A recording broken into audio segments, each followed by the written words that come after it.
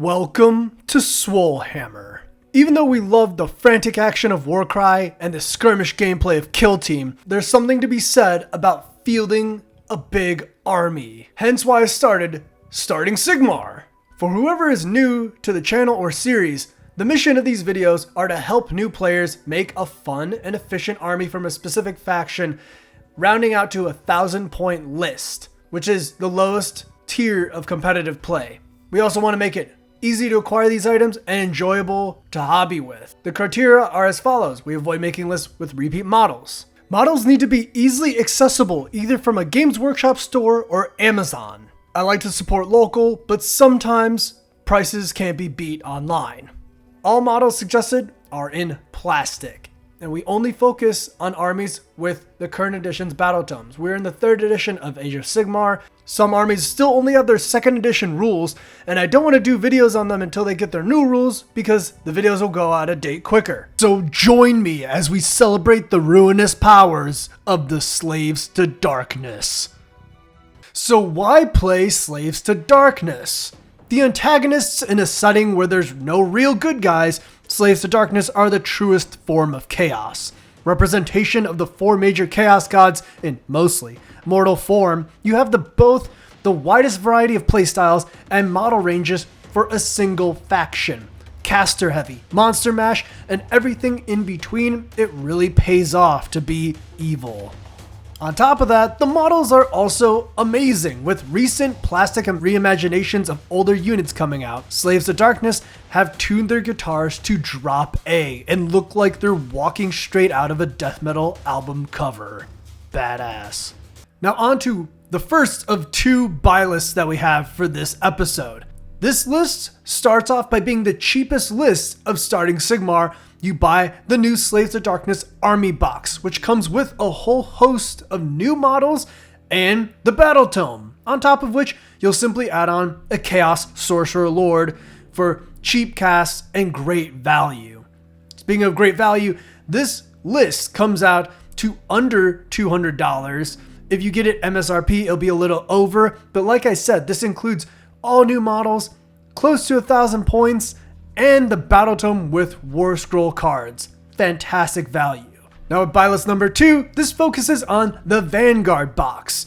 The Vanguard box is coming out with a Chaos Chariot, 5 Knights, 10 Warriors, and a Chaos Lord on foot. Then we're going to buy the standalone Chaos Lord on Karkadrak because he is just a sweet model and he still slaps. Then in a swerve, we're going to do a Warcry warband. Really any of the warbands that you want to do, and that rounds out to a little more expensive, $230. This is all a ballpark estimate, especially for the Chaos Lord on Karkadrak, because the model range and Vanguard box are still about a week and a half away as of this video coming out. So just keep that in mind. Look at the date of when this video is published when you watch it. And now on to our list. And for this one, we're doing Hosts of the Ever Chosen because it gives you an extra and social banner and makes the Chaos Chosen from the army box battle line. Also, as you might notice, there's some Nurgle and Khorne going around in the descriptions by each of the units. This is because in Slaves to Darkness, you can mark a unit to a specific Chaos God for buffs. These are just a rubric, you don't have to stick to it, 100% fine. As for the list function, the Chaos Sorcerer Lord is a great caster, and the spell lore is really good for Slaves to Darkness, so you want to get those casts off. Demon Prince is just a great beat stick. Chaos Chosen will buff up over the course of the game and are just sturdy as all hell, while your Ogroid Theridons will be kind of a tricksy unit because they don't look that intimidating, but flat 3 damage is nothing to sneeze at. The army box is one of my favorite releases from last year, and I'm glad I could make a list out of it. I will warn you, the Chaos Sorcerer Lord, you probably have to get off of Games Workshop's website if you can't find it in LGS. Like with a lot of these models and the holiday season ending, stock is bound to be low. On to list number 2, and I chose to do Ravagers. This one could also be Hosts of the Ever Chosen. Hell, even Knights of the Empty Throne. There's a lot of flex space for a sub-faction. But since I included the Warcry warband, I figured why not make it Ravagers so you can bring slain cultists, i.e. the warband, back at half strength with a heroic action. Pretty sweet stuff. The Chaos Lord on Karkadrak will help by making your knights be able to fight right after him in some brutal strike first shenanigans. Chaos Warriors marked Nurgle are super hard to shift off an objective.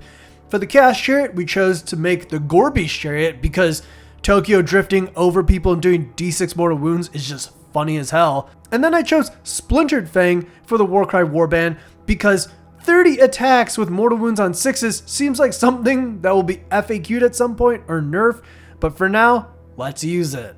As I said though, Splintered Fang are just a rubric. You can use any Warcry Warband you want, and that's why I kind of wanted this flex space for you guys. Corvus Cabal, Unmade, Spire Tyrants, Iron Golems, and Untamed Beasts, just to name a few, have really good value in Age of Sigmar right now, and I'd like to see them used. It's super cool to see that crossover. And let me know if you guys are looking to use Warcry Warbands in your Slaves of Darkness list, because you totally should. They're really awesome and all 100 points or under. So that's it! After a long delay, we finally got the Slaves of Darkness Starting Sigmar out, and there's so many ways to make lists with this book. So let me know what you guys come up with. If you come up with any other cheap alternatives, I actually really like the old start collecting. So if you can find that, grab that as soon as possible, because that will be replaced in a couple weeks when the Vanguard box comes out. And if you're looking for more follow-up content of Slaves of Darkness,